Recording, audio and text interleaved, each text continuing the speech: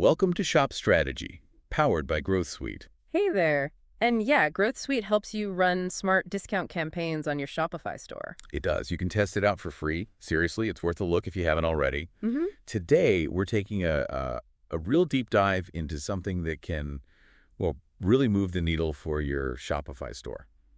Psychological pricing. Yeah, this is a fascinating area. We've been looking closely at the article Psychological Pricing Tactics from the shopstrategy.com, and our goal, really, is to give you some concrete strategies. Things you can use right away. Exactly. To influence how your customers see your prices Yeah. and hopefully boost your sales and average order value. Which is what it's all about, right? Because if you think about it, just adding a standard markup to cover costs, well, you might be leaving money on the table. You really might. Psychological pricing is more about understanding the nuances of how people perceive numbers, using that understanding, to your advantage. So let's start with the basics then. What exactly is psychological pricing? Is it just making prices look cheap? Not exactly cheap, no. It's a strategy that focuses more on influencing a customer's perception of value by appealing to their emotions, sometimes more than their logical reasoning. It's kind of a blend of art and science. Art and science, I like that. Yeah, the art of presenting prices in a way that resonates, with our subconscious biases. And the potential benefits sound pretty good for store owners. We're talking maybe higher conversion rates. Potentially, yeah. Maybe 20% increases in some cases, according to the source. Wow. And higher average order values, maybe getting an edge over competitors and all this without actually changing the products. That's the beauty of it often. It doesn't always require a huge new investment. Right. It's more about making smart strategic adjustments to your existing prices. Yeah. And the impact can be, quite noticeable, sometimes pretty fast. Okay, so why does it work? The article mentions something about our brains having like two different speeds for thinking. Exactly. It talks about System 1 and System 2 thinking. Yeah. System 1 is that rapid, intuitive, emotional response. The gut feeling. The gut feeling, yeah. And System 2 is the slower, more deliberate, analytical thinking. I see. When a customer sees a price, that first reaction is usually System 1. It's fast, emotional. Before they even really think about it consciously. Precisely. And while they might try to rationalize it later with System 2 logic, that initial emotional hit, it heavily influences the final decision. Okay, this is where it gets really interesting. These built-in tendencies or biases, like anchoring bias. Oh, yeah. Anchoring is huge. That's our tendency to over-rely on the very first piece of information we see. Like seeing an original price first. Exactly. That first number becomes the anchor, and we judge everything else against it. Then there's loss aversion. The fear of missing out, basically. Sort of. It's more that the pain of losing something feels much stronger than the pleasure of gaining something of equal value. Right. Which is why limited time offers are so effective. You feel like you're losing the chance for a deal. Makes sense. And that leads to, was it decision paralysis? Yeah, decision paralysis. Too many choices, too much information. Sometimes we just freeze up and don't choose anything. Been there. Haven't we all? So all these cognitive shortcuts, these biases, they're what these pricing tactics tap into. Okay, so let's get into the actual strategies, the fundamental ones, starting with charm pricing. Charm pricing, the classic, yeah. Ending prices in 0.99 or 0.95. It's everywhere, $19.99 instead of $20. It feels different, doesn't it? It really does. Even though it's just a penny, our brains tend to focus on that leftmost digit. So $19.99 feels like it's in the teens, not the 20s. That's the idea. It's called the left digit effect. It's subtle, but it can be powerful. And that University of Chicago and MIT study, a 24% average sales increase using charm prices. Yeah. Like $39 versus $40. That's significant. It's pretty compelling evidence, yeah.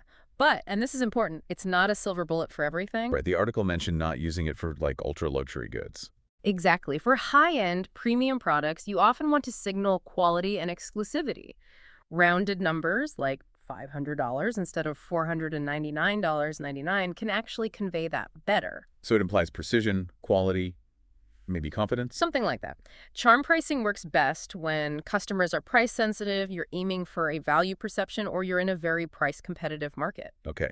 So avoid it if you're going for that super premium, honest, straightforward brand image. Generally, yes. You need to match the tactic to the product and the brand. What about just odd versus even numbers more broadly, not just the 0.9 to 9 ending? Well, the principle is similar. Odd numbers, especially ending in 5, 7, or 9, like $25, $27, they tend to be perceived as discount prices, better deals. Okay. Even numbers $20, $30, $100 are often associated more with quality, straightforwardness, maybe prestige. So the data shows prices ending in 9 generally win out in e-commerce. In many categories, yes, they consistently seem to outperform other endings, but again, context matters. Yeah. Right.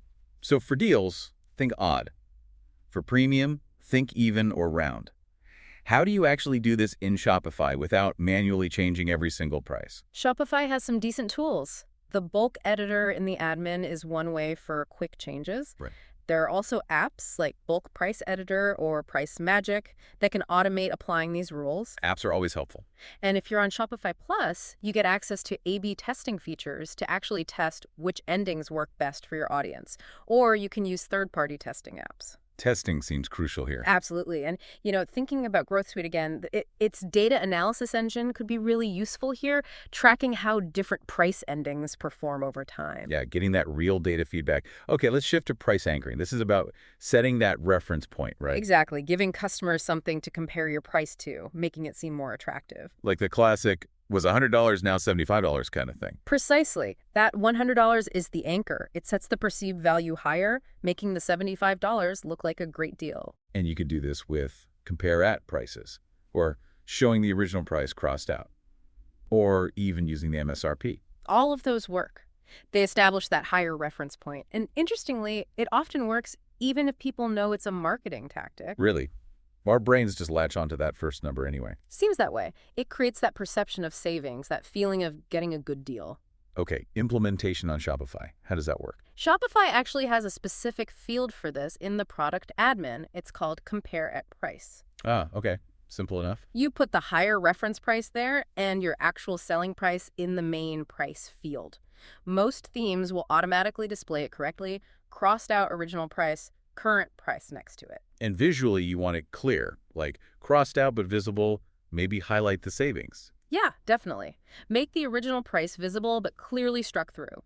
Highlighting the saving maybe in red or showing the percentage off can make it even more impactful. Check how it looks on mobile, too. Good point. Now, ethics.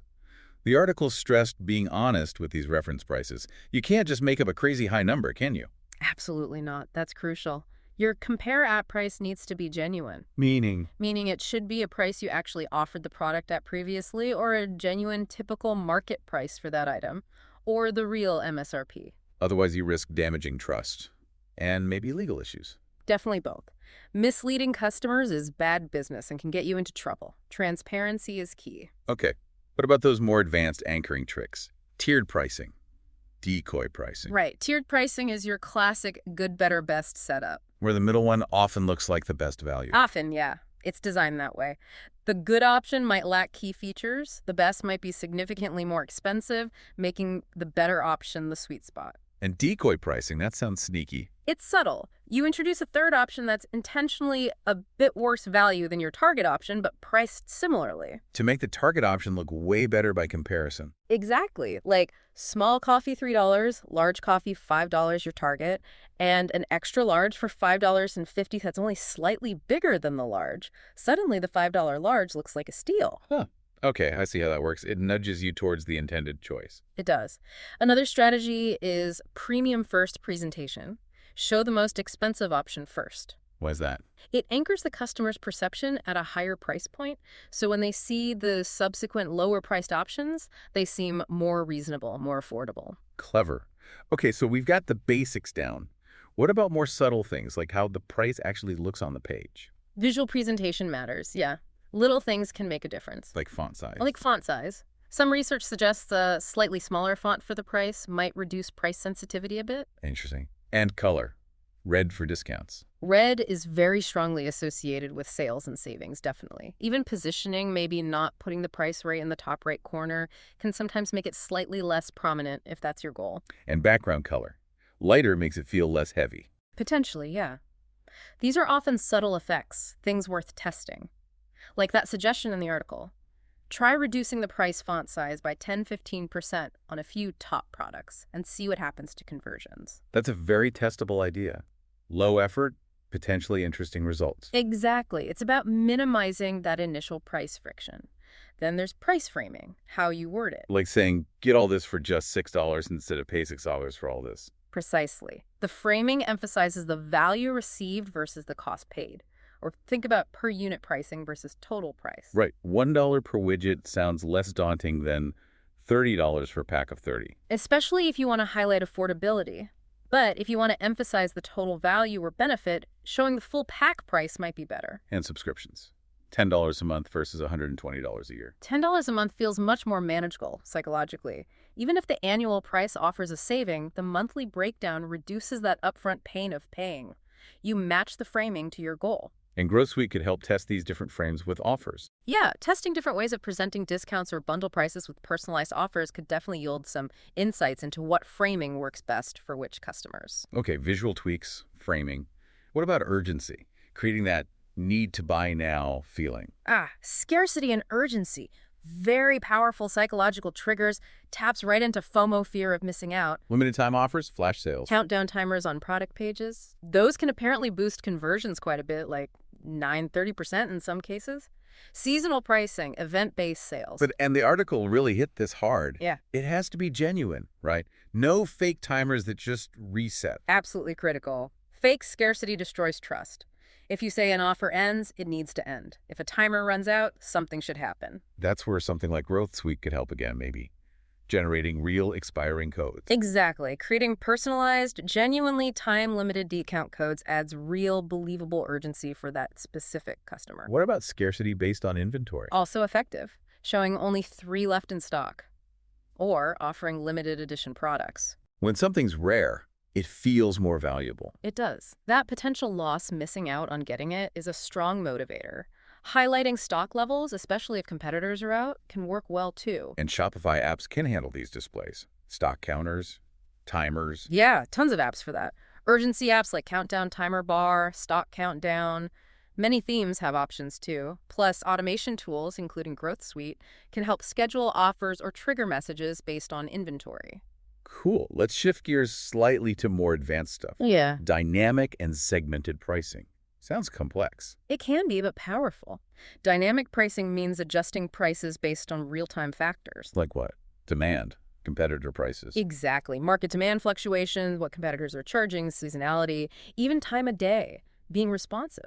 So price goes up when demand spikes, down when it's slow. That's the idea. Or maybe you offer a Tuesday special if Tuesdays are always your slowest day. Time-based adjustments. And you mentioned Growth Suite's data analysis could help spot those slow periods or demand peaks. Yeah, understanding those patterns is key to setting effective dynamic rules. Are there Shopify tools for this? It sounds like a lot to manage manually. There are automated pricing apps, dynamic pricing, pricing rules, things like that, and tools that integrate competitor price tracking like Prisync. Growth Suite helps with the time-based offer part. But you need balance, right? Not changing prices constantly. Definitely. Too much fluctuation can confuse or annoy customers. Find a sustainable rhythm. Okay, and segmented pricing. Different prices for different people. Pretty much, tailoring prices to specific customer segments. Like new versus returning customers. Or maybe based on location. Or loyalty status, yeah. New customers might get an intro offer. Loyal ones get VIP pricing. Geographic pricing can account for different market conditions or shipping costs. How do you actually show different prices to different people in Shopify? You can use customer tags. Tag customers based on purchase history, location, loyalty tier, whatever. Then use apps that allow customer-specific pricing based on those tags. And again, Growth Suite is strong here with personalization, offering unique discounts based on browsing behavior, not just past purchases. Like a small nudge for someone adding to cart, maybe a bigger one for someone about to leave. That sounds really targeted. Combining behavior with tailored offers. A very effective approach, yeah. So we've covered a ton of strategies, but how do they apply differently depending on the type of product? Say, low-cost items versus luxury goods. Good question. For low-cost items, volume is often the name of the game. So things like multi-buy discounts, buy 3, get 1 free. Exactly. Or threshold-based free shipping. Free shipping on orders over $50. Loss leader strategies where you sell one item cheaply to attract customers who hopefully buy other, higher-margin items. And Growth Suite's reports could help identify which items drive volume or are good bundle candidates. Potentially, yeah. Understanding purchase patterns is key. You can also enhance perceived value even for low-cost items. Sometimes a slightly higher price can signal better quality. Bundle pricing can make the overall package seem more valuable. Adhering to minimum advertised pricing, MAP, if applicable, also maintains a certain value perception. Interesting. That study about wine tasting better if people think it's more expensive comes to mind. Exactly. Price influences perception of quality, even enjoyment. Okay, what about the other end? Premium and luxury products. Here, higher prices themselves can actually increase desirability. It's prestige pricing. So the high price is part of the appeal. It is. It signals exclusivity, quality, status. People often infer higher quality from a higher price. And remember, odd even pricing. Here, round numbers often work better, $1,000, not $999. Presentation needs to be elegant, sophisticated. And there's that effort justification idea. We value things more if we pay more. To some extent, yes. Plus, you can use tactics that enhance exclusivity. Like member-only pricing, or products you have to apply to buy. Or just strictly limited availability. Making it hard to get increases perceived value. Growth Suite's personalized campaigns could even create exclusive experiences or early access for specific customer tiers. Right. What about subscriptions? That's a whole different ballgame psychologically. It really is. One key aspect is the pain of paying is reduced. Because it's broken down into smaller, regular chunks. Exactly.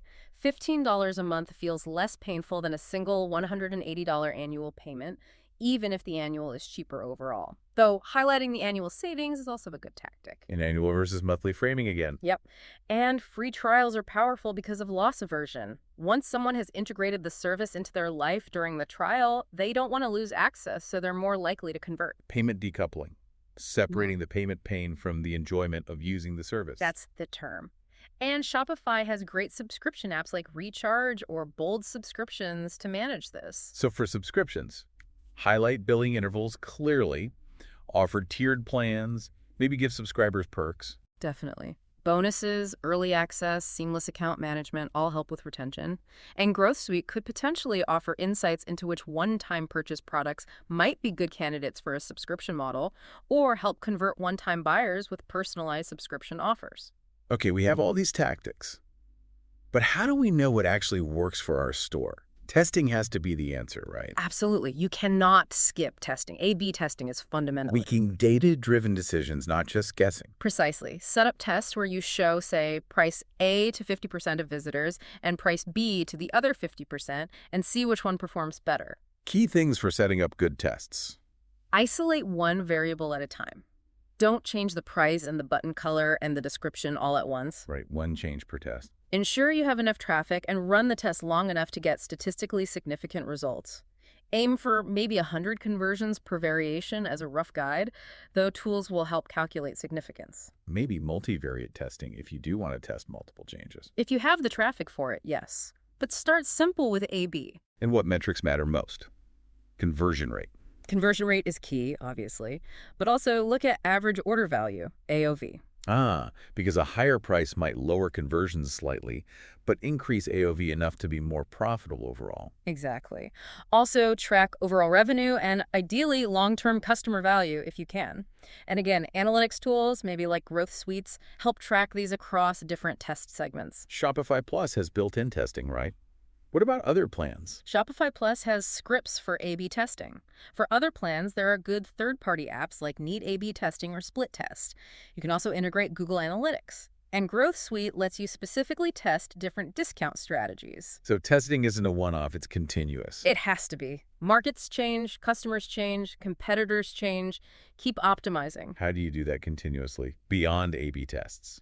Analyze customer behavior regularly. Use heat maps, session recordings. Look at checkout abandonment reasons. See where people hesitate or drop off. Have a plan for seasonal price adjustments. Monitor your competitors. Use data, like maybe insights from Growth Suite on how visitors interact with pricing elements to refine your approach. And always balance these tactics with the brand, right? Don't seem manipulative. Crucial point.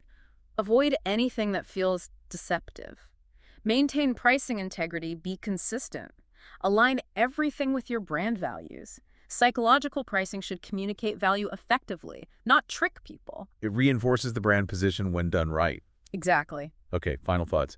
Ethics and best practices seem paramount here. Absolutely. Build sustainable relationships. Be transparent. Clear terms, honest reference prices, truthful discounts. Growth Suite helps there with the genuine expiring offers you mentioned. It does align with that transparency principle. Also, be aware of legal compliance. Pricing regulations vary, especially around compare-at prices and avoiding deceptive practices. Golden rule. Yeah. Don't mislead people about the value they're getting. That's a great summary. So, best practices, Mm-hmm. be strategic, purposeful. Yeah. Don't just throw tactics randomly. Right. Have a goal for each pricing decision. Balance the different techniques, and always rely on data to refine things. Use tools like Growth Suite's analytics to support that strategic implementation. And integrate it with your overall marketing. Pricing isn't separate. It needs to align with your brand messaging, your promotions, everything. Consistent communication is key. View pricing as a form of communication itself. This has been incredibly useful, a real deep dive. Mm-hmm. Psychological pricing isn't just about numbers. It's about understanding how customers think. It really is. So the key things to remember, it works. Different strategies fit different products and brands. Testing is non-negotiable, and ethics are crucial. By applying these ideas thoughtfully, you really can create a pricing strategy that boosts conversions and supports your long-term business goals. Definitely. So for everyone listening, maybe just start small, pick 1 or 2 tactics, test them on high-traffic pages, see what happens, and build from there. That's a great way to begin. And remember, Growth Suite has those unique features that can really support this. Things like personalized offers, A/B testing specifically for discounts, and those customer behavior analytics we talked about. Right. They tie in well with implementing and measuring these strategies. It's free to install, and it could genuinely help increase revenue through smarter discounts and data-backed pricing. Worth checking out in your Shopify store. We really hope this deep dive has given you some valuable insights and practical ideas for optimizing your store's pricing. Thanks so much for tuning in to Shop Strategy, powered by Growth Suite. We hope this was helpful. Join us next time for more strategies to help your Shopify business thrive.